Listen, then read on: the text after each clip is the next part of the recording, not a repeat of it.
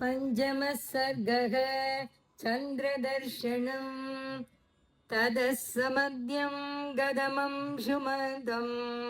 ज्योत्स्नाभितानं मगदुद्भमन्तं ददर्श धीमान् दिवि भानुमन्तं गोष्ठे वृषं मत्तमिव भ्रमन्तं लोकस्य पापानि विनाशयन्तम् मगोदधिं चापि समेधयन्तं भूतानि सर्वाणि विराजयन्तं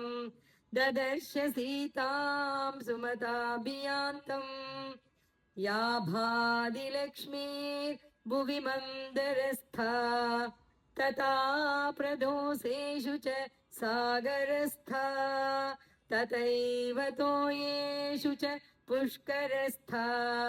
रराजसा चारु निशाकरस्था हंसो यथा राजत पञ्जरस्थः सिंहो यथा मन्दरकन्दरस्थः वीरो यथा गर्वित कुञ्जरस्थः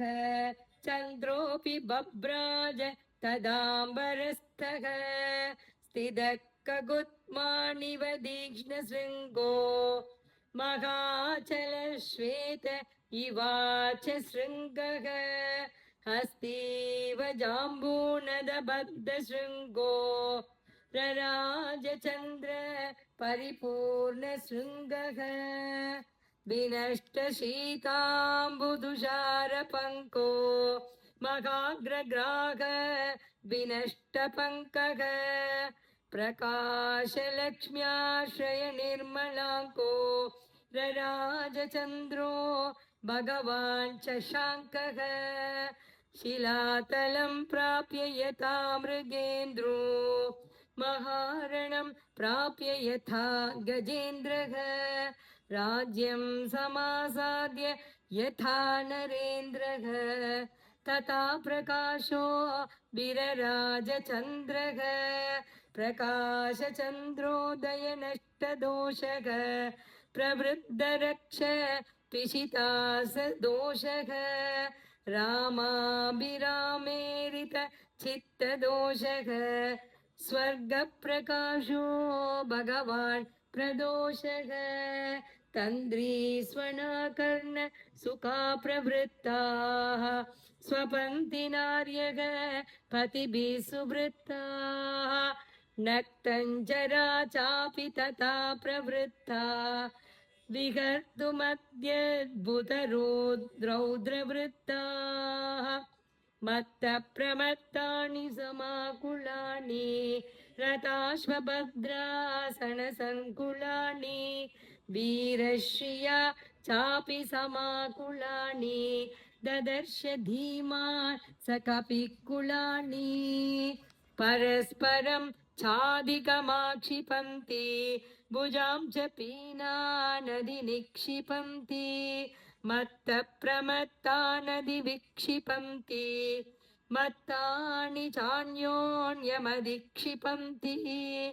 रक्षांसि वक्षांसि च विक्षिपन्ति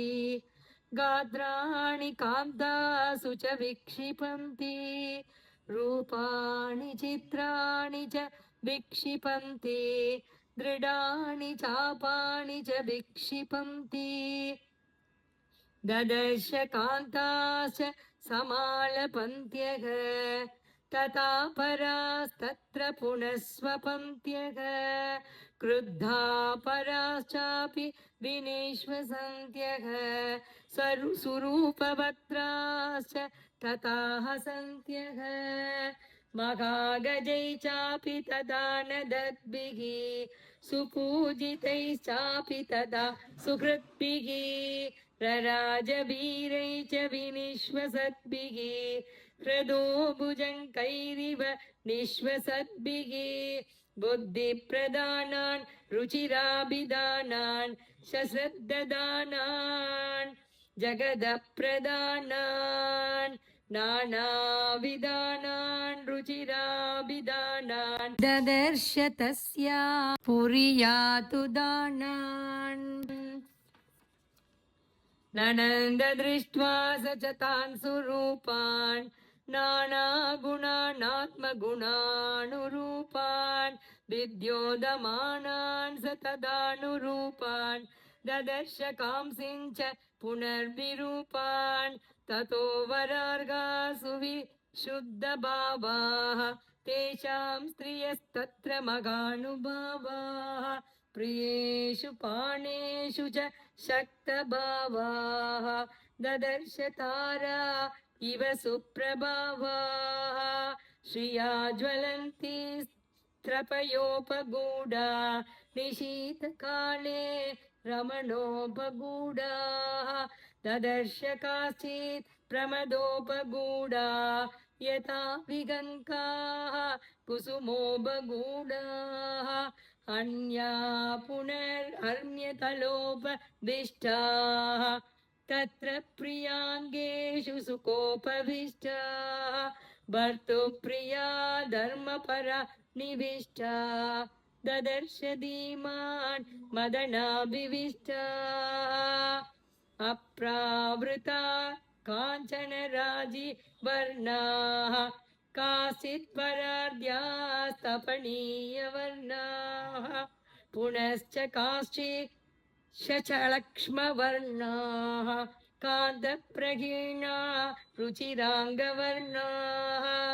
ततः प्रियान् प्राप्य मनोभिरामान् सुप्रीतियुक्ता प्रसमीक्ष्य रामाः